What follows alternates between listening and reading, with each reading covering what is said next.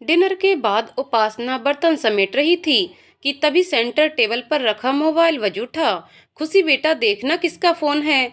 माँ लीजिए, नानी का फोन है। 8 साल की खुशी मोबाइल पकड़ाते हुए बोली। नानी का फोन इस समय? उपासना चौंक उठी और जल्दी से हाथ धोने लगी। हाथ धोते हुए सैकड़ों विचार उसके मन में कौंध गए थे। पता नहीं क्यों अनजानी आशंका से उसका मन घबरा उठा। माँ तो वैसे भी कभी फोन नहीं करती हैं, वो ही पापा का हाल लेने के लिए फोन कर लेती है। पिछले 3-4 दिनों से वह वैसे ही मन से बहुत परेशान थी। हाथ धोकर उसने जल्दी से मोबाइल हाथ में लिया। हेलो माँ, क्या बात है? सब ठीक है? इस समय फोन कैसे किया? वह एक ही सांस में सब बोल गई। ठीक कुछ ठीक नहीं है बिटिया, दुखी घबराया स्वर सुनाई दिया। क्या क्या ठीक नहीं? पापा की तबीयत? तेरे पापा ठीक हैं, लेकिन तेरी बड़ी बड़ी माँ तुझे बुला रही हैं। बड़ी माँ मुझे बुला रही हैं? क्यों बुला रही हैं? वह ठीक ठाक तो हैं? उपासना का दिल फोन करते करते बैठा जा रहा था। आप कहाँ हैं? मैं डुमरिया में तेरी बड़ी माँ के पास हूँ। उनकी तबीयत ठीक ना है, बस तू जल्दी से आ जा, देर मत कर। फोन काट दिया उन्होंने। उपासना देर मत कर मतलब, हे भगवान। वहीं डाइनिंग चेयर पर धम्म से बैठ गई। आशीष आशीष, जल्दी यहाँ आइए। वॉक के लिए बाहर निकल रहे उपासना के पति आशीष तुरंत अंदर आए। क्या हुआ? तुम इतनी घबराई क्यों हो? सब ठीक हैं? खुशी कह रही थी उसकी नानी का फोन आया था। कुछ ठीक नहीं है, जल्दी गाड़ी निकालिए, अभी डुमरिया जाना होगा। बड़ी बड़ी माँ बीमार हैं। क्या तुमने ठीक से पता किया? उदय या विजय से पूछा? दोनों का फोन नहीं लग रहा, पता नहीं कहाँ होंगे। और माँ डुमरिया में है, मतलब गंभीर बात है। लेकिन खुशी और पूर्वी को कैसे कहाँ छोड़ें? बड़ी माँ ठीक तो? घबराहट और हड़बड़ाहट में बोलते हुए डबडबाई आंखों से उसने कसकर आशीष का हाथ पकड़ लिया। संभालो अपने आप को, ऐसे परेशान नहीं होते, सोचने दो। वैसे खुशी और पूर्वी को शशि दीदी के यहाँ छोड़ सकते हैं, लेकिन उन्हें ले ही चलते हैं ना। बड़ी माँ से बच्चों को भी बहुत प्यार है, ये साथ में होंगे तो वह खुश हो जाएंगी और तुम्हें भी चिंता नहीं होगी। नो डैड, हम नहीं जा सकते, हमारे टेस्ट हैं। पूर्वी बोली। ओह, मैं तो भूल गया, फिर क्या करें? इसीलिए उपासना परेशान है। चलो फिर शशि दीदी से बात करता हूँ। उपासना तुम अपना कुछ सामान रख लो, और पूर्वी बेटा तुम अपना और खुशी का स्टडी का सारा सामान रख लो। डोंट वरी डैड, मैं स्कूल बैग के साथ यूनिफॉर्म और डेली वेयर भी रख लेती हूँ। 14 साल की पूर्वी ने कहा। स्मार्ट गर्ल, आशीष ने थम्स अप किया। मॉम्स डॉटर कहकर वह उपासना के आंसू पोंछने लगी। ये क्या माँ, आप तो बड़ी माँ की ब्रेव डॉटर हो। फिर परेशान मत हो माँ, बड़ी माँ के मुरली वाले हैं ना। आप बस अपनी पैकिंग करो, और हाँ, छुटकी से कह दीजिए मेरा कहना माने, मैं उसे टेस्ट तैयार करवा दूंगी। Don't worry, I am dad's daughter, मैं बिल्कुल परेशान नहीं करूंगी। 8 साल की खुशी उपासना के गले लग गई। उपासना मुस्कुरा दी और सामान रखने लगी। शशि दीदी इन दोनों को लेने आ रही हैं, उन्होंने कहा। आराम से जाओ, आशीष ने बात करने के बाद बताया। ठीक है, मैंने सामान रख लिया और इन दोनों के कपड़े भी लगा दिए, उपासना बोली। और हम दोनों ने सारा स्टडी का सामान रख लिया, खुशी और पूर्वी बोली। ठीक है, ध्यान से रहना, बुआ को परेशान मत करना। उपासना ने दोनों को प्यार किया। अच्छे बच्चे कभी परेशान नहीं करते, तुम चिंता मत करो। शशि दीदी का स्वर सुनाई दिया, जो अभी अभी पहुंची थीं। तुम दोनों निकलो, अब घर मैं बंद कर दूंगी। हाँ आशीष, गाड़ी जरा ध्यान से चलाना और पहुंचकर फोन करना। जी दीदी, आप भी जरा ध्यान से, हम चलते हैं। उपासना दीदी के पैर छूने के लिए रुकी तो उन्होंने गले लगा लिया। अपना ध्यान रखना, घबराओ मत, सब ठीक हो जाएगा। उपासना आंसू बहाती हुई गाड़ी में जाकर बैठ गई। डुमरिया के 3 घंटे के साथ उपासना की यादों का सफर भी शुरू हो गया। उपासना ठीक हो? आशीष ने पूछा। हाँ ठीक हूँ, जवाब दिया उसने। बड़ी माँ को याद कर रही हो? आशीष आगे बोला। ना नहीं तो, उसने कोरों से बह रहे अपने आंसू छुपाते हुए कहा। तो याद करो ना उन्हें, शक्ति मिलेगी तुम्हें इस दुख का सामना करने की। और हाँ, मुझे आज उनकी पूरी कहानी सुनाओ। बहुत कुछ जानता हूँ उनके बारे में, लेकिन सब नहीं जानता। तुम जानना चाहते हो? हाँ, क्यों नहीं, सफर भी आसान हो जाएगा। उपासना की डबडबाई आंखों में बीते हुए कल के धुंधले हो चुके पन्ने आज फिर फड़फड़ाने लगे। वह सोचने लगी, जिस ग्रामीण और सामाजिक परिवेश में उसने जन्म लिया था, वहां अगर बड़ी माँ ने उसके सर पर हाथ नहीं रखा होता तो उसका जीवन क्या ऐसा होता। और बड़ी माँ, वह तो स्वयं अपने स्वाभिमान की लड़ाई लड़ रही थीं। कितना कठिन था इनके लिए ये सब। आशीष, कहाँ से शुरू करूं बड़ी माँ की कहानी। कुछ मेरी देखी, कुछ सुनी और समझी है। तुम तो जानते हो ना, मुझे तो सब कुछ उन्होंने ही दिया। बड़ी माँ के बारे में कभी कोई बात नहीं करता था। एक बार बीमार दादी माँ ने पश्चाताप में मुझसे जो कहा था, वहीं से शुरू करती हूँ। दादी माँ बहुत बीमार थीं, बिल्कुल ऑन बेड। उनकी पूरी देखभाल बड़ी माँ ही करती थीं। उन्हें बगिया में फलों की ढुलाई का काम देखने जाना था। मैं समझदार हो चुकी थी। उस समय मैं हाई स्कूल में पढ़ती थी। दादी माँ को अकेला छोड़ना ठीक नहीं था, इसलिए वह मुझे उनके पास बैठा कर गईं। दादी बेटी होने के कारण मुझे भी बिल्कुल पसंद नहीं करती थीं, इसलिए वह मुझसे बोली, दादी का ध्यान रखना। वह कुछ कहें तो किसी बात से परेशान न होना। 4 बजे बुखार देखकर ये दवा दे देना। कुछ नहीं कहूँगी तेरी लाडली से, तुम जाओ, जल्दी आना। वह मालती तो झांकेगी भी नहीं आकर, क्यों परेशान हैं, मैं जल्दी आ जाऊंगी। और हाँ, मन करे तो उपासना से चाय बनवाकर पी लीजिएगा, बहुत अच्छी चाय बनाती है। मुस्कुराती वह चली गईं। जाने किस मिट्टी की बनी है, सब कुछ हंसते हंसते सह लेती है, कभी बुरा नहीं मानती। अब मुझे ही देख, कभी इसके साथ कुछ अच्छा नहीं किया, लेकिन देखभाल में जान लगा रखी है इसने। दादी के मन के उद्गार बाहर आ गए। क्या कह रही है दादी, मुझे कुछ समझ में नहीं आया था। तू बहुत छोटी है, तेरी क्या समझ में आएगा, लेकिन तुझे बताऊंगी जिससे मन हल्का हो जाएगा मेरा। छाती पर पाप की गठरी लिए रहूंगी तो मुरली वाला भी ना बुलाएगा। अपनी गलती मान लूं तो शायद गति सुधर जाए मेरी। तेरी ये बड़ी माँ राजेश्वरी है ना, जब ये ब्याह कर आई थी मुझे बिल्कुल भी पसंद नहीं थी। क्यों क्यों पसंद नहीं थी? मैंने बाल सुलभ जिज्ञासा में थोड़ा चिढ़कर पूछा। बड़ी माँ तो बहुत अच्छी हैं, आपका कितना ध्यान रखती हैं, फिर भी आपको पसंद नहीं थी, ये तो गलत है ना। हाँ, गलत ही थी मैं तो, मूर्ख समझ ले मुझे।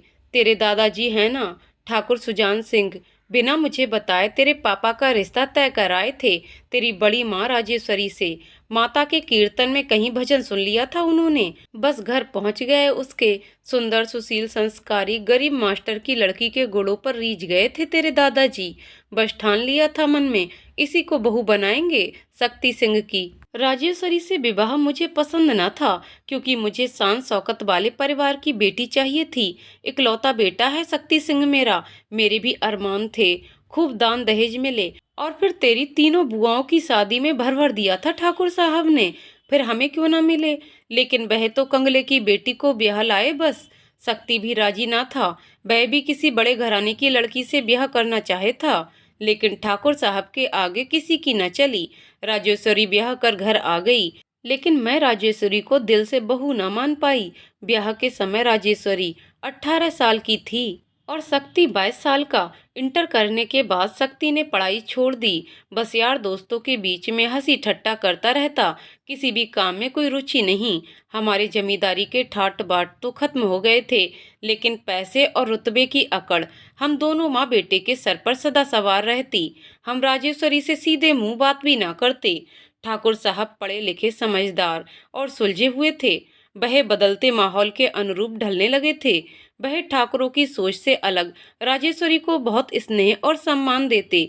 उन्हें लगता कि उनके बिगड़े हुए बेटे को राजेश्वरी सही रास्ते पर ले आएगी। ठाकुर साहब को बहुत गर्व था कि राजेश्वरी पढ़ी लिखी है, क्योंकि यहाँ तो लड़कियों को पढ़ाना तो दूर, कोई पालना भी नहीं चाहता था। क्यों दादी, क्या लड़कियाँ इतनी बुरी होती हैं?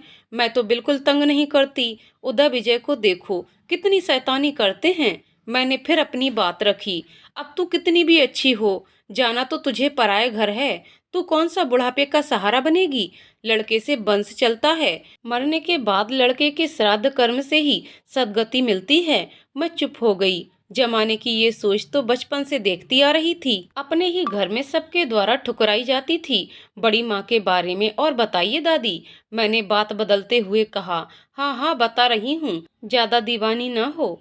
ठाकुर साहब के सामने मैं कुछ ना कहती, लेकिन पीछे उलाहने और ताने देने से ना चूकती, उसे कोसती रहती, लेकिन राजेश्वरी उफ भी ना करती, बड़ी लगन से सब जिम्मेदारी संभालती।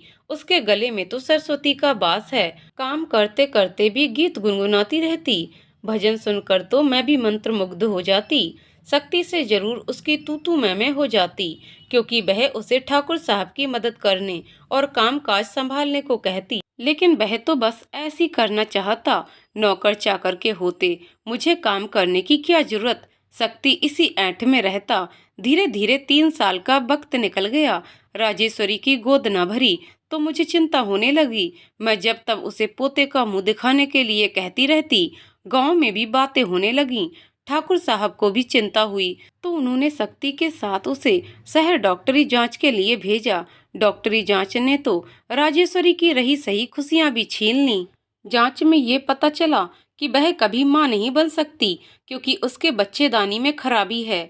बांझ होने का दर्द लिए राजेश्वरी लुटी हुई सी घर आ गई। कंगले की बेटी के साथ बांझ और निपूती होने के ताने भी उसे मिलने लगे। मां न बन पाने से उसके दर्द को महसूस करने के स्थान पर मैंने उसे बढ़ाया। वह कहती कुछ नहीं, लेकिन उसकी आंखों से बहती गंगा यमुना अक्सर मैं देखकर भी अनदेखा कर देती। बांझ होने की घुटन के साथ राजेश्वरी जीने लगी। राजेश्वरी बांझपन के दर्द के साथ मेरा और शक्ति का दुर्व्यवहार चुपचाप सहती। शक्ति ने घर से बाहर रहना अधिक शुरू कर दिया। आए दिन शराब पीकर मौज मस्ती करने के अतिरिक्त उसके पास कोई काम नहीं था। राजेश्वरी उसे समझाती तो उसे दुत्कार देता, बांझ का ताना देता। अनाप शनाप पैसा खर्च करने पर अक्सर ठाकुर साहब और उसमें कहा सुनी हो जाती। तुम्हें इस बांझ बहू से कोई बारिश तो मिलेगा ना, क्या करोगे इस धन दौलत का, मुझे ही मजे कर लेने दो, कहकर वह हंसी उड़ाता बाहर निकल जाता। ठाकुर साहब भी चुप रह जाते। वंश वृद्धि के लिए अब मैंने शक्ति के दूसरे विवाह का शोर मचाना शुरू किया। ठाकुर साहब बहुत हौसले से बहू बनाकर लाए थे राजेश्वरी को। उनके सपनों पर पानी पड़ गया था। वह बिल्कुल चुप हो गए थे। एक दिन गजब हो गया। राजेश्वरी का वह रूप पहली बार देखा सबने। ठाकुर साहब किसी कानूनी कार्यवाही के लिए शहर गए थे। यार दोस्तों के साथ घर में ही महफिल जमा ली शक्ति ने। वैसे ठाकुरों के घरों में ये सब आम बात होती है, लेकिन ठाकुर साहब की सात्विक विचारधारा ने हमारे घर को इस ऐप से दूर कर दिया था। राजेश्वरी ये सब देखकर आपे से बाहर हो गई। उसने नौकर से संदेशा कहलाया कि वह सब वहाँ से चले जाएं, क्योंकि इस घर के बड़ों को अच्छा नहीं लगेगा कि वह सब वहाँ पर बैठकर शराब पी रहे हैं। शक्ति ने सुना तो गाली देता नशे में धुत अंदर आया। राजेश्वरी पहले से तैयार थी। वह जानती थी कि इतनी आसानी से शक्ति उसकी बात नहीं मानेगा। अतः उसने नाक में कपड़ा बांधकर मिर्चों का धुआं फैला दिया। सब खांसते हुए भागे। मेरे कमरे की खिड़की दरवाजे पहले से ही बंद कर दिए थे, जिससे मुझे कोई तकलीफ न हो। जब वह बंद कर रही थी, मुझे समझ में नहीं आया क्या कर रही है। मैं पूछती रही, वह इतना ही बोली, मच्छर भगाने हैं। शक्ति का भी खांसते खांसते बुरा हाल था। सच दादी, बड़ी माँ ने ऐसा किया? मैंने हैरानी से आंखें फैलाते हुए पूछा। हाँ और क्या, झूठ थोड़े ना कह रही हूँ। लेकिन अगले दिन मैंने और शक्ति ने खूब हंगामा किया, क्योंकि शक्ति के साथ मेरी भी अकल पर पत्थर पड़े थे। मैं उस समय कुछ समझने को तैयार ही ना थी। शक्ति अगले दिन भोर में ही घर आया। रात की घटना से वह बिल्कुल हिल गया था। ऊपर से यारों ने चढ़ा दिया कि कैसा मर्द है, तेरी औरत तेरे काबू में नहीं, तुझ पर हुक्म चलाती है। शक्ति ने आते ही राजेश्वरी को मारना शुरू किया। क्या समझती है, तेरी औकात मेरे पैरों की जूती लायक भी नहीं है, बांझ कहीं की। घर से बाहर निकालकर दूजा ब्याह रचाऊंगा, तब तेरी अकल ठिकाने आएगी। राजेश्वरी को अचानक कुछ समझ में नहीं आया, अतः पिट गई। फिर वह संभल गई और उसने अंगना में रखी लठिया उठा ली। जो राजेश्वरी पिछले 3 सालों से चुप थी, एकदम चंडिका बन गई। वह जोर से चीखी, मैं पिटने वाली औरतों में से नहीं हूँ, मुझे अपनी जूती समझने की भूल ना करना। अपनी इज्जत चाहते हो तो हट जाओ मेरे सामने से। बाबूजी के कारण चुप हूँ, नहीं तो मैं अभी मजा चखा देती। पुलिस स्टेशन पहुँच गई ना तो अपनी मर्दानगी का तमाशा बनते आप ही देखोगे। राजेश्वरी का ये रूप देखकर मैं भी अपना आपा खो बैठी। मैंने सदा शक्ति का ही पक्ष लिया था। उस दिन मुझ पर भी भूत सवार हो गया। घर की बहू का अपने आदमी पर इस तरह हाथ उठाने के लिए तत्पर होना मुझे बर्दाश्त नहीं हुआ। आखिर मैं भी तो उसी समाज से ही थी जहां औरत पति के रहमो करम पर जीने वाली प्राणी समझी जाती है। नौकर चाकरों के बीच इस तरह घर परिवार की बदनामी करवाने वाली तथा पुलिस की धमकी देने वाली राजेश्वरी पर मैं डंडा लेकर टूट पड़ी। लेकिन राजेश्वरी ने मेरा प्रतिरोध नहीं किया। वह रोते रोते मुझसे इतना ही बोली, अम्मा, समाज में औरतों की दुर्दशा का कारण आप जैसी औरतें ही हैं। जब औरत ही औरत का दर्द न समझे तो कौन समझेगा। जब तुम्हारा लड़का शराबी बना गली गली मुंह मारता घूमे है तब तुम्हारी इज्जत न जाए। जिसे मैं गूंगी गुड़िया समझती थी, उसकी इस गज भर लंबी जुबान की बातें सुनकर मुझे और गुस्सा आ गया और सख्ती के साथ पकड़कर उसे कमरे में बंद कर दिया कि ठाकुर साहब आएंगे तब फैसला होगा। थोड़ी देर वह रोती सिसकती रही, फिर शांत हो गई। अचानक हवेली के पुराने नौकर भगत ने आकर बताया, छोटे मालिक, ठाकुर साहब आ गए हैं। उन्हें सारी खबर है, पूरे गांव में चर्चा फैली है, इसलिए आप सामने ना पड़ें। तो मुझे उसकी बात सही मालूम दी और मैंने सख्ती को भगा दिया। ठाकुर साहब राजेश्वरी को कमरे से निकालकर सीधे मेरे पास आए। मैंने ऐसे दिखाया जैसे कुछ मालूम ही नहीं। पति पत्नी के बीच में क्या हो रहा है मुझे क्या मालूम। ठाकुर साहब बस इतना ही बोले, एक दिन ऐसा होगा जब यही तेरे काम आएगी ठकुराइन। कितना सही कहा था उन्होंने। जैसा शक्ति राजेश्वरी के साथ कर रहा है, तुम्हारे साथ मैं करता तो तुम क्या करती। और अगर तुम्हारी बेटियों के साथ कोई जमाई करे तो तुम क्या करोगी ठकुराइन। जरा सोच कर तो देखो, कभी इस तरह से जमाना बदल रहा है। सभी को ये बात समझनी चाहिए। शक्ति 1 महीने तक घर नहीं आया। खबर मिली कि वह अपनी बड़ी बहन सुधा के यहाँ है। ठाकुर साहब की चिंता बढ़ती जा रही थी। अब मुझे भी चिंता होने लगी थी कि इस गैर जिम्मेदारी से शक्ति का क्या होगा। लेकिन मुझे सारी कमी राजेश्वरी की लगती। मुझे लगता शक्ति का दूसरा ब्याह होने से सब ठीक हो जाएगा, घर परिवार में उसका मन लगने लगेगा। एक दिन राजेश्वरी के बाबा अचानक उसे लेने घर आ गए। ठाकुर साहब और मैं हैरान थे। फिर भी ठाकुर साहब ने कहा, अच्छा है, घूम आ, तेरा मन बहल जाएगा। राजेश्वरी 2 मिनट तक कुछ ना बोली, फिर उठकर एक कागज ठाकुर साहब को पकड़ा दिया। कागज पढ़ते पढ़ते ठाकुर साहब परेशान हो उठे। नहीं, मैं ऐसा नहीं होने दूंगा। क्या बात है, क्या लिखा है इसमें। मेरे लिए पढ़ना काला अक्षर भैंस बराबर था। अरे ठकुराइन, मेरी तो कुछ समझ में नहीं आ रहा। ठाकुर साहब बेचैनी से टहलने लगे। देख बहू, ये नहीं हो सकता। टहलते टहलते ठाकुर साहब कुर्सी पर बैठ गए। क्या नहीं हो सकता, अपने आप से ही बड़बड़ाए जा रहे हो। हमें भी तो बताओ, मैंने बेचैनी से कहा। ये कह रही है आप अपने बेटे का दूसरा ब्याह करा दें और मुझे हमेशा के लिए यहाँ से जाने दें। ठाकुर साहब ने व्याकुल होकर कहा, क्या मुझे मन की मुराद यूं ही मिल जाएगी। इस बात का यकीन नहीं हुआ, लेकिन समधी के सामने बैठे होने के कारण मैंने खुशी को छिपाते हुए कहा, ऐसे कैसे चली जाएगी, घर तो तेरा यही है। हाँ, यही तो मैं भी कह रहा हूँ। ठाकुर साहब इस अप्रत्याशित बात का समाधान नहीं निकाल पा रहे थे। राजेश्वरी को मेरे साथ जाने की इजाजत दीजिए ठाकुर साहब। आपके वंश वृद्धि के लिए इसका यहाँ रहना ठीक नहीं। राजेश्वरी के बाबा बोले, जो बहुत देर से चुप बैठे ठाकुर साहब की परेशानी देख रहे थे। अगर आप कानूनी कार्यवाही करना चाहें तो भी हमें कोई आपत्ति नहीं होगी। समधी जी, आप कैसी बातें कर रहे हैं। कानूनी कार्यवाही आपके मन में क्या है, बताइए जरा।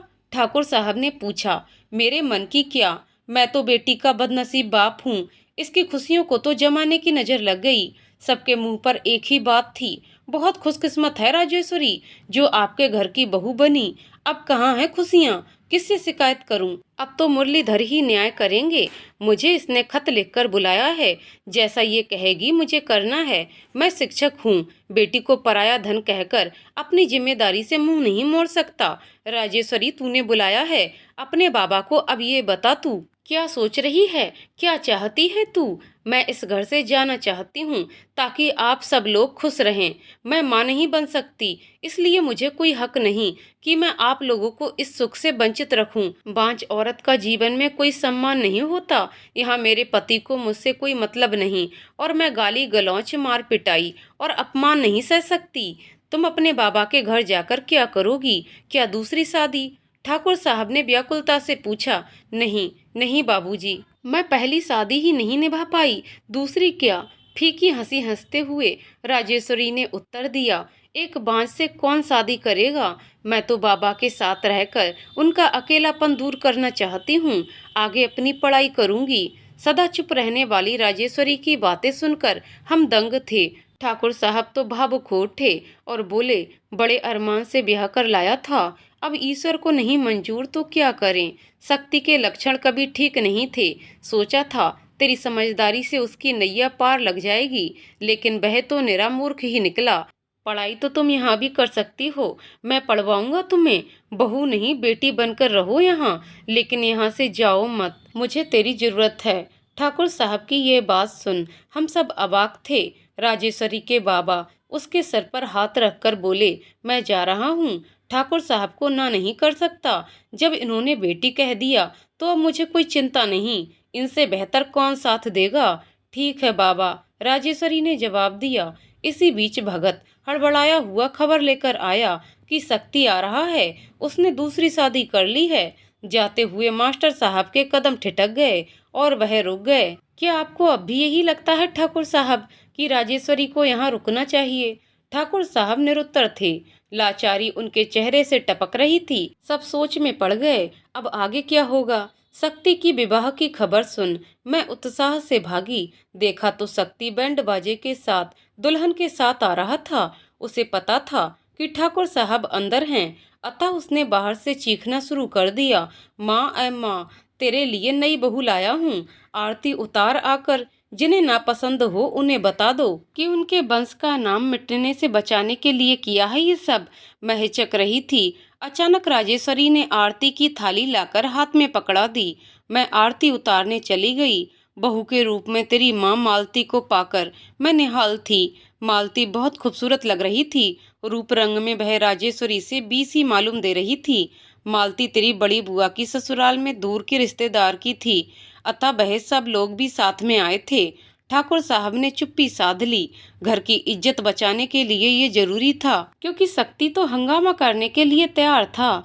जलपान आदि के बाद सुधा बोली कि मैं जरा राजेश्वरी भाभी को समझा कर आती हूँ। उन्हें बुरा लगा होगा, लेकिन उन्हें समझना होगा कि शक्ति ने मजबूरी में विवाह किया है। अगर वह विवाह को सहमति दे देती है तो कानूनी दाव पेचों का किसी को भी सामना नहीं करना पड़ेगा। थोड़ी देर बाद वह वापस आ गई। भगत कह रहा है कि राजेश्वरी अपने बाबा के साथ मायके चली गई। चलो अच्छा हुआ, मुसीबत अपने आप टल गई। मनहूस का साया मेरे नए वैवाहिक जीवन पर नहीं पड़ेगा। शक्ति ने हंसी उड़ाते हुए कहा, राजेश्वरी परीक्षा देने गई है, उसके बाद आ जाएगी। ठाकुर साहब बोले और उठकर जाने लगे। सब उनकी बात सुनकर अबाक थे। मैं पहले ही उलझन में थी कि जिस राजेश्वरी को थोड़ी देर पहले ठाकुर साहब रोक रहे थे, वह अचानक चली कैसे गई। लेकिन डर के कारण पूछने की हिम्मत नहीं थी। अब बात सामने आ गई थी। बाबूजी जरा रुकिए। ठाकुर साहब को रोकते हुए डरते डरते सुधा बोली, राजेश्वरी तो पहले से ही इंटर पास है और पढ़कर क्या करेगी। मायके चली गई तो अब वहीं रहे। अब भाई का दूजा ब्याह हो गया, वह वापस तो आएगी ही, क्योंकि वह हमारे खानदान की बहू है। तेरा भाई अब अच्छा बुरा समझने लायक हो गया तो मुझे कोई शिकायत नहीं है। रही बात पढ़ाई की, तो बिटिया, बदलते जमाने के साथ सबको बहू बेटी को पढ़ाना पड़ेगा, क्योंकि संपन्न परिवार का लड़का तो ऐश करने के लिए पैदा होता है। उनका इशारा शक्ति की ओर था। फिर परिवार संभालेगा कौन? और हाँ, मैं तो कहूँ कि तू भी मीना को खूब पढ़ाना। मैंने भी ये बात अभी समझी, ना तो तुम सबको भी खूब पढ़ाता। अच्छा मैं चलूं, ठाकुराइन सब व्यवस्था कर देंगी। मालती से ब्याह कर शक्ति बहुत खुश था। उसकी चेहरे की चमक लौट आई थी। वह मालती के इर्द गिर्द मंडराता रहता, बाहर भी कम जाता। कभी कभार बाहर से शराब पीकर आता दिखाई देता। मैंने ईश्वर को धन्यवाद दिया कि मेरे बेटे का घर फिर से बस गया। धीरे धीरे 3 माह हो गए, लेकिन चाहे अनचाहे मुझे राजेश्वरी की याद आ ही जाती। शक्ति तो पत्नी पाकर खुश था, लेकिन मेरा मन दुख में डूबता जा रहा था। मालती और राजेश्वरी के बीच मेरा मन तुलना करता रहता। दोनों में जमीन आसमान का अंतर था। मालती में रूप के अतिरिक्त कोई गुण नहीं था। राजेश्वरी जहाँ एक ओर पढ़ी लिखी और संस्कारी थी, घर गृहस्थी में भी वह बहुत कुशल थी, वहीं दूसरी ओर मालती आलसी, फूहड़ और घमंडी थी। श्रृंगार पटार के अतिरिक्त उसे कुछ अच्छा नहीं लगता। गृहस्थी के कार्य में भी वह हाथ नहीं लगाती। अपने कमरे में आराम से लेटी रेडियो सुनती रहती या फिर शक्ति के साथ घूमने फिरने चली जाती। घर की सारी देखभाल नौकरों से मुझे ही करवानी पड़ती। एक दिन जब मैं अपने कमरे में लेटी थी, तबीयत थोड़ी ठीक नहीं थी। मालती को 2 बार बुलवा चुकी थी, लेकिन वह नहीं आई। मन फिर यही सोचने लगा कि राजेश्वरी को तो किसी काम के लिए बुलाना ही नहीं पड़ता था, वह थोड़ी थोड़ी देर में आकर स्वयं ही काम कर जाती। उसी समय सामने राजेश्वरी को देख मन सुखद एहसास से भर गया। कैसी हैं अम्मा? कहते हुए उसने पैर छुए। वैसे ठीक ही हूँ, पर आज तबीयत कुछ ढीली है। पर तू कब आई? मैंने चकित होते हुए पूछा। अभी थोड़ी देर पहले। वह बीए की पहले साल की परीक्षा देकर आई हूँ। बहुत दिनों के बाद पढ़ाई की, इसलिए वक्त लग गया। अब अगली बार से परेशानी नहीं होगी। बाबूजी कह रहे थे यहीं से देना परीक्षा। चाय के लिए बुलाया है, बाबा आए हैं ना। आपकी चाय यहीं भिजवा देती हूँ। तबीयत ठीक नहीं है। नहीं, मैं चलती हूँ। मैं उठते उठते लड़खड़ा गई। उसने जल्दी से मुझे संभाल लिया। मेरा हाथ पकड़ते ही घबरा गई। अम्मा, आपको तो बुखार है। मैं अभी दवा नहीं, डॉक्टर बुलवाती हूँ। आप लेटो। और वह तेजी से चली गई। उसका यूं फिक्र करना मुझे अच्छा लगा, साथ ही चिंता भी हुई कि अब ये सौत के साथ कैसे रहेगी। जल्द ही डॉक्टर दवा सबका इंतजाम कर दिया उसने। 3 दिन उसने मेरी खूब देखभाल की। मेरे मन के भाव बदलने लगे थे। 2 दिन बाद बाहर गया हुआ शक्ति मेरी तबीयत का सुनकर आया, लेकिन राजेश्वरी को देखकर भड़क गया। अब ये यहाँ क्या कर रही है? तुझे ठाकुर साहब पहले ही बता चुके हैं। फिर पत्नी है तेरी, कहाँ जाएगी? दूसरी शादी करने का ये मतलब नहीं कि तेरी जिम्मेदारी खत्म हो गई। मैंने समझाया। देख रहा हूँ तुम्हें भी परोपकार का रोग लग गया है। अगर मालती से किसी ने ऊंच नीच करी तो मैं छोड़ूंगा नहीं। अरे, उससे ऊंच नीच कौन करेगा? मेरी तबीयत खराब थी, मैंने बुलवाया तो वह कमरे से बाहर ही ना आई, ना कोई जवाब कहलवाया। तू नहीं रहता तो वह और सेठानी बन जाती है क्या? और किसी से कोई मतलब नहीं है? मैं तुम्हारे पास यही बताने आया था कि उसकी तबीयत ठीक नहीं है, लेकिन जब तुम्हारी सेवा करने, अच्छा रहने दे। अब बता क्या हुआ है उसे? डॉक्टरनी को बुलवाया है, वही बताएगी। थोड़ी देर में वह खुशी से शोर मचाता आया। अम्मा, खुशियां मनाओ, मिठाई बांटो, मालती माँ बनने वाली है। पूरी हवेली में आशा की किरण दौड़ गई। बरसों से बेरौनक हो रही हवेली में रौनक आ गई। उपासना, जरा उदय को फोन करके पूछो कैसी तबीयत है बड़ी माँ की। आशीष की आवाज सुनकर उपासना अपने अतीत से बाहर आई। हाँ ठीक है, मिलाती हूँ। कई बार ट्राई करने के बाद भी फोन नहीं मिला। फोन भी जब बहुत जरूरी हो नहीं मिलेगा। उसने फोन बड़बड़ाते हुए एक और रख दिया। ये लोग भी ना दोबारा फोन नहीं कर सकते। कूल उपासना, कूल। आशीष ने उसके हाथ पर अपना हाथ रखा। सब ठीक होगा, क्या पता मिलाया हो, फोन मिला ना हो। हाँ, हो सकता है, उपासना बोली। अचानक मोबाइल पर रिंग सुन उपासना ने फोन उठाया। शुक्र है कॉल तो किया। हेलो उदय, बोलो सब ठीक हैं। दीदी, तुम कहाँ तक आ गई हो? कई बार फोन मिलाया, नहीं मिला। नहीं, देखो बड़ी माँ को हार्ट अटैक पड़ा है। डॉक्टर संतोष को दिखा दिया है। हम सभी आशीष जीजा जी का इंतजार कर रहे हैं। अभी शहर ले जाने की स्थिति नहीं है। हार्ट अटैक कैसे? हम आ रहे हैं, लेकिन 1 घंटा और लगेगा शायद। कोई खतरा हो तो शहर ले जाओ, एम्बुलेंस आ जाएगी, मैं फोन कर दूं। घबराओ मत, मैं जल्दी पहुंचने की कोशिश कर रहा हूं। आशीष ने जवाब दिया। जी ठीक है, आप आ जाइए, उदय ने जवाब दिया। आशीष, तुम्हें क्या लगता है डॉक्टर संतोष सही इलाज कर रहे होंगे? हाँ, क्योंकि पिछले महीने मैं जब आया था तब डॉक्टर संतोष से मिला था। हार्ट की परेशानी तो तभी से शुरू हो गई थी। मैंने कहा था बड़ी माँ से चलिए मेरे साथ, लेकिन वह नहीं मानी। उन्हें लग रहा था किसी तरह सुजान सिंह इंटर कॉलेज का काम पूरा हो जाए। हाँ, दादाजी ने जिस तरह उनका साथ दिया, उनकी सोच को आगे बढ़ाया, उसके लिए वह ये श्रद्धांजलि अब जल्द से जल्द देना चाहती हैं। ऐसा लगता है थक गई हैं वह, काम खत्म करके आराम करना चाहती हैं। उपासना पुनः भावुक उठी। तुम परेशान मत हो, वह ठीक हो जाएंगी और वह अपना ये कार्य सफलता से पूरा करेंगी। उन्होंने कभी हार नहीं मानी। आशीष ने ढांढस बंधाया। हाँ, हार तो उन्होंने कभी नहीं मानी। उन्होंने हर कदम पर अपने स्वाभिमान की रक्षा की और धीरे धीरे मेरी बड़ी माँ से पूरे गांव की बड़ी माँ बन गईं। उपासना फिर बड़ी माँ की कहानी में खो गई। मालती की खुशी में सब खुश थे, बड़ी माँ भी, लेकिन कोई इस बात को मानने को तैयार नहीं था। राजेश्वरी यानी बड़ी माँ, मालती यानी मेरी माँ की देखभाल के लिए नौकरों से सारी व्यवस्था करवाती, क्योंकि गृहस्थी की जिम्मेदारी वही संभालती थीं। लेकिन शक्ति यानी मेरे पिता सदैव बांझ का साया भी मेरी पत्नी पर नहीं पड़ना चाहिए का शोर मचाते रहते। राजेश्वरी ने हवेली के दूसरे हिस्से में रहना शुरू कर दिया। राजेश्वरी शक्ति सिंह की पहली पत्नी थी, अतः उनका हक मालती से ऊपर था। मालती को इस बात की सदा चिंता रहती थी। शक्ति सिंह ने वादा भी किया था कि वह राजेश्वरी को तलाक दे देंगे, लेकिन उन्होंने ऐसा नहीं किया और 3 महीने बाद राजेश्वरी लौट भी आई। अतः मालती स्वयं को असुरक्षित पाती। दोनों में इस बात पर कहा सुनी होती रहती। कान में सभी के ये बात पड़ती, राजेश्वरी के भी। ठाकुर साहब के कारण शक्ति में ये हिम्मत नहीं थी कि वह कुछ कदम उठा सके।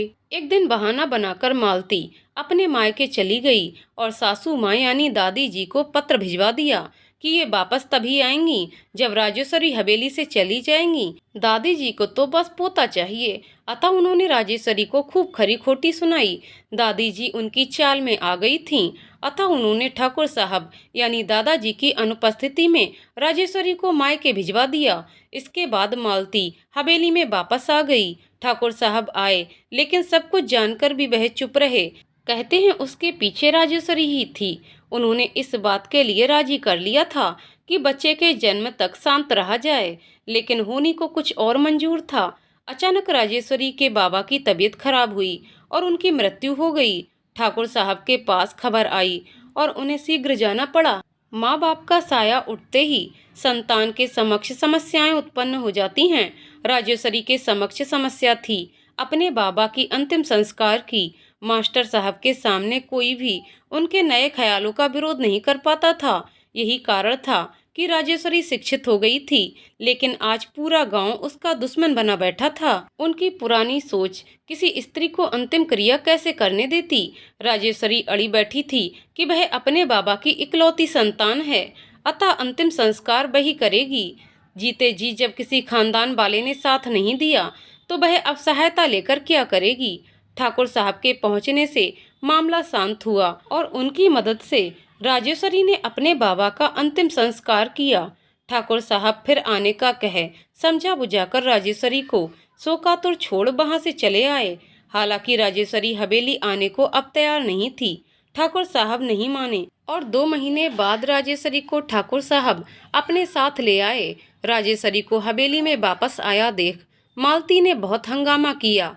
उन्हें शक था कि वह दूसरी औरत बनकर रह जाएगी और आदमी का क्या भरोसा बदल जाए।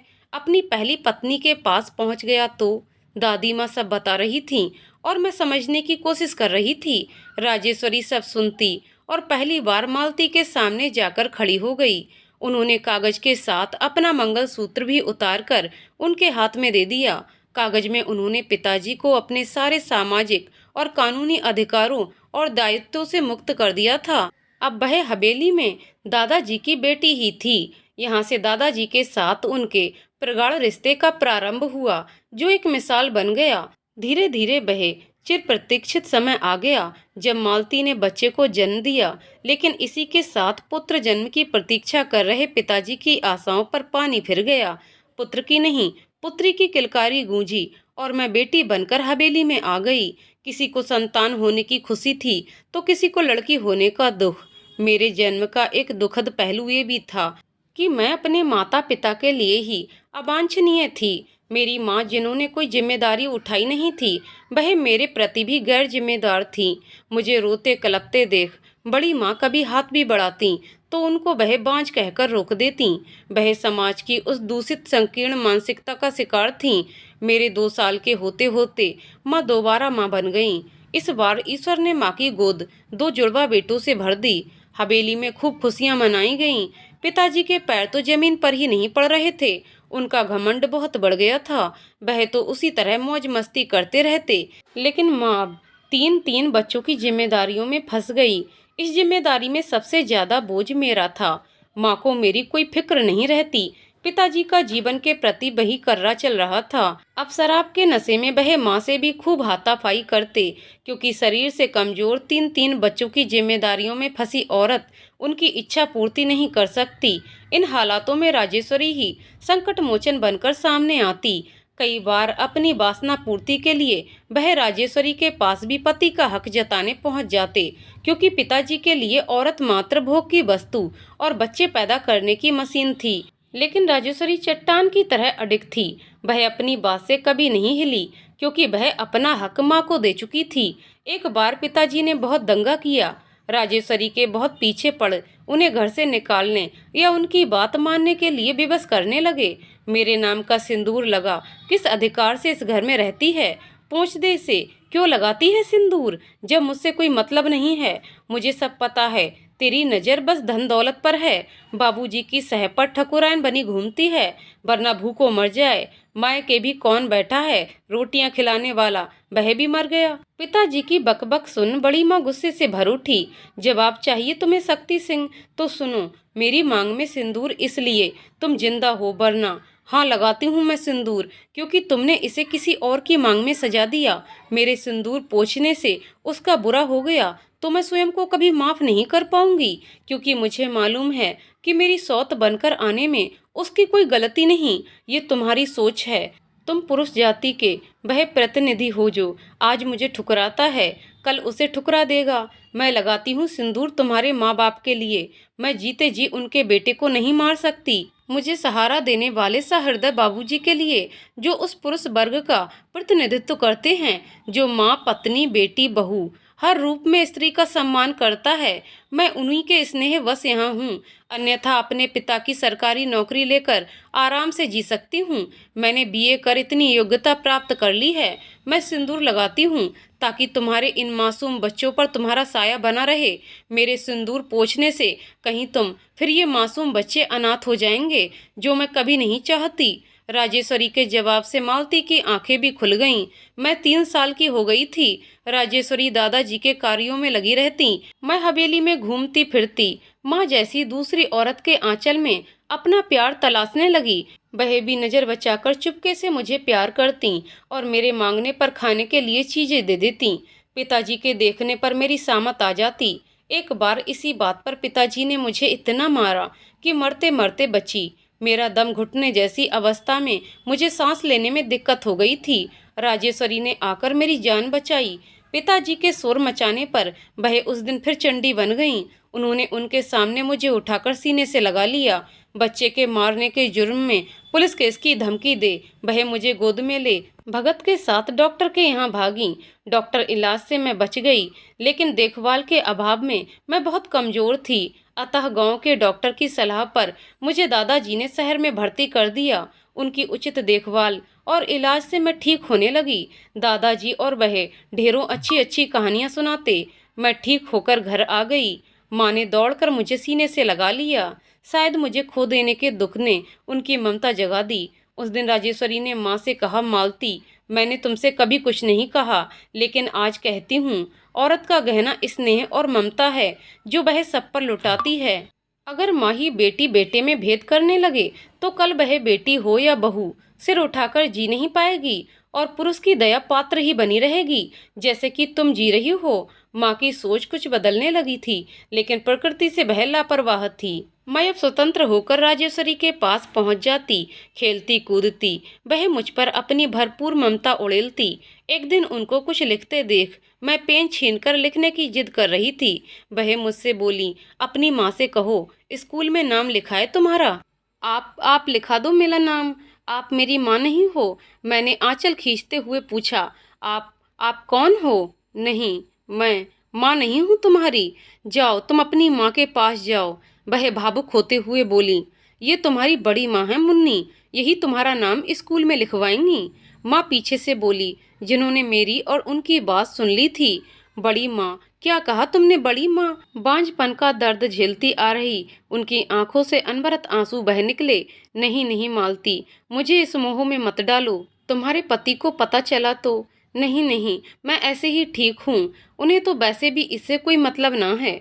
फिर आप बड़ी हो तो बड़ी ही कहलाओगी, माँ ने जवाब दिया। बड़ी माँ की अच्छाइयों ने उनकी सोच बदल दी थी। बड़ी माँ कहकर मैं उनके गले लग गई और हमारे प्रेम का भावात्मक रिश्ता अब नाम के बंधन में बंध गया। ममता की प्यासी बड़ी माँ अब पूरे अधिकार से सब करने लगी। उन्होंने स्कूल में मेरा नाम लिखवाया। उपासना, यादों में खोई उपासना सुबकने लगी। अरे उपासना, संभालो अपने आप को, देखो हम डुमरिया पहुंच गए, आशीष बोले। सच? उपासना गाड़ी से उतरकर जल्दी से अंदर भागी। उपासना भागकर अंदर जाने लगी। वह देखकर हैरान थी। रात के 1 बजे भी हवेली के बाहर बहुत सारे लोग बैठे हुए थे। उनका दिल धक से रह गया। क्या बड़ी माँ? नहीं नहीं, ऐसा नहीं हो सकता। वह अंदर भागी। बिटिया तुम आ गईं। उसे देख भगत काका आगे बढ़े। काका, ये सब लोग? बड़ी माँ ठीक तो हैं? घबराहट में बोलती हुई अंदर पहुंची। बड़ी माँ ठीक तो ना है, ये सब इसीलिए बैठे हैं बिटिया। लेकिन अब जमाई बाबू आ गए तो नम आंखों से बहे बोले। कमरे से बाहर सब खड़े थे। माँ उदय, विजय और उनकी पत्नियां सुमन और कविता। व्हील चेयर पर एक और पिताजी भी बेबस बैठे हुए थे। सबके लटके मुरझाए चेहरे देख मेरा डर बढ़ गया। मैंने जोर से आवाज दी, आशीष जल्दी आइए, कहाँ रह गए? धीरे बोल, बड़ी माँ सो रही हैं। माँ ने आगे बढ़कर मुझे गले लगाया। ठीक ठीक है, आशीष कहाँ? उपासना। उपासना आ गई। बड़ी माँ की फुसफुसाहट सुनाई दी। उन्होंने धीरे से आंखें खोलीं। शायद मेरी आवाज उनके कान में पड़ गई थी। आशीष डॉक्टर संतोष के साथ आ रहे थे। बड़ी माँ को चेक करने के साथ आशीष की घबराहट बढ़ गई थी। ईसीजी में इतनी समस्या नहीं है, लेकिन वह बीपी, चिंता की रेखाएं आशीष के चेहरे पर दिख रही थीं। बड़ी माँ धीरे धीरे हाथ उठा रही थीं, जैसे मुझे ढूंढ रही हों। आप पिछले महीने इनके साथ आई क्यों नहीं? देखो कितनी तबीयत खराब हो गई। लड़ने आई है? वह धीरे से फुसफुसाते हुए मुस्कुराई। नहीं, वो मैं बच्चों की परीक्षा के कारण। उनके सीने पर सर रखकर बिखर गई। उनका हाथ मेरे सर पर था। आशीष ने आगे बढ़कर एक इंजेक्शन लगाया और मुझे बाहर ले आए। उन्हें सोने दो। लेकिन तुम इन्हें शहर क्यों नहीं ले चल रहे? एम्बुलेंस बुलाओ, मैंने पूछा। नहीं तो? मैंने इंजेक्शन लगा दिया है, तबीयत सुधर जाएगी। नहीं तो क्या मतलब? देखो उपासना, वह मेरे साथ पिछली बार भी नहीं चली थी। तुम तो जानती हो वह यहाँ से कभी जाना नहीं चाहती थी, वरना तुम उन्हें अकेले छोड़ती। दीदी, जीजाजी सही कह रहे हैं। बड़ी माँ बहुत कुछ सोच चुकी हैं। ये देखो उनकी वसीयत। फाइल देखकर मैं चौंक उठी। क्या? किसने दी? शायद भगत काका ने। काका? क्या ये इतनी बीमार हैं? मुझे इनके पास ही रहना है। मैं कुछ नहीं करूँगी, मैं उन्हें सोने दूंगी। बड़ी माँ का हाथ पकड़ वह वहीं बैठ गई। यादों की वह टूटी कड़ियाँ फिर जुड़ने लगीं। मेरे माध्यम से बड़ी माँ और माँ के संबंध मधुर होने लगे। बड़ी माँ ने हवेली में ही गांव की अनपढ़ औरतों को पढ़ाने के लिए स्कूल खोल लिया। बड़ी माँ का सम्मान बढ़ता जा रहा था। पिताजी को ये बात बहुत नागवार गुजरने लगी। माँ भी अब उनकी शराब का मुखर विरोध करने लगी। उदय, विजय भी बड़े हो रहे थे। बड़ी माँ, वह भी उन्हें घेर लेते। इस परिवर्तन से सबसे अधिक प्रसन्न दादाजी थे। उन्हें लगा कि शायद पिताजी सुधर जाएंगे और उनकी विरासत संभाल लेंगे। समय अपनी गति से बढ़ता जा रहा, लेकिन पिताजी नहीं सुधरे। पिताजी ने शहर में ठेकेदारी करनी शुरू कर दी। उनके अय्यासी के चर्चे दादाजी तक पहुंचते रहते। खर्चों और पैसों को लेकर एक बार उनकी बड़ी माँ से झकझक हुई, क्योंकि दादाजी का सब हिसाब वह संभालने लगी थीं। पिताजी ने घर छोड़ने की धमकी देकर कानूनी नोटिस भेजकर अपना हिस्सा मांग लिया। दादाजी ने उनको शहर में घर खरीद कर दे दिया, साथ ही बिजनेस के लिए पैसा दे दिया। हम सबको लेकर वह शहर चलने की तैयारी कर रहे थे। बड़ी माँ ने उन्हें और दादाजी को समझाने की बहुत कोशिश की, लेकिन दोनों ही अड़ गए थे। वह बड़ी माँ को खूब भला बुरा कहते कि जो तुम्हें चाहिए था मिल गया, अब क्या नाटक कर रही हैं। दादी माँ भी बड़ी माँ से बहुत नाराज हो गईं कि तेरी वजह से मेरा बेटा घर छोड़कर जा रहा है।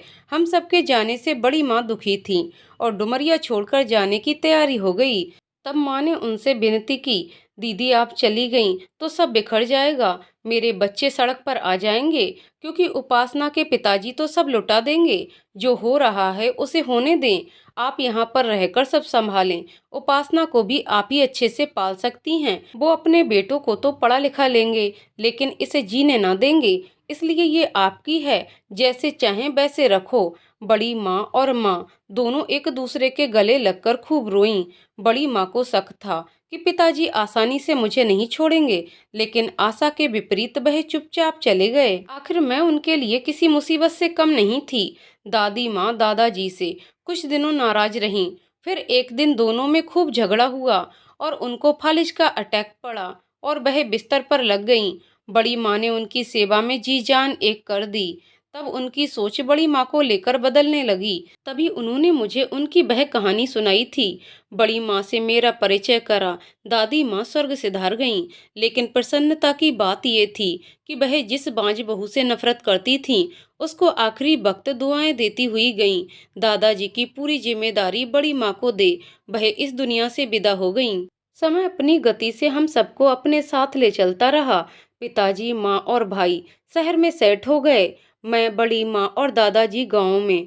दादी माँ के बाद दादाजी जल्दी ही अशक्त होने लगे। सारी जिम्मेदारी बड़ी माँ ने पूरी तरह संभाल ली। उच्च शिक्षा के लिए बड़ी माँ मुझे शहर में हॉस्टल भेजना चाहती थी, लेकिन मैं नहीं मानी। शहर में प्रवेश लिया, लेकिन रोज अप डाउन कर पढ़ाई करती रही। मैं बड़ी माँ को अकेला छोड़ना नहीं चाहती थी। बड़ी माँ का स्कूल अब शिक्षा के साथ गांव की महिलाओं का व्यवसायिक केंद्र बन गया। गांव के बहुत से नवयुवक शहर में जाकर वहां बनने वाले उत्पादों की बिक्री करते।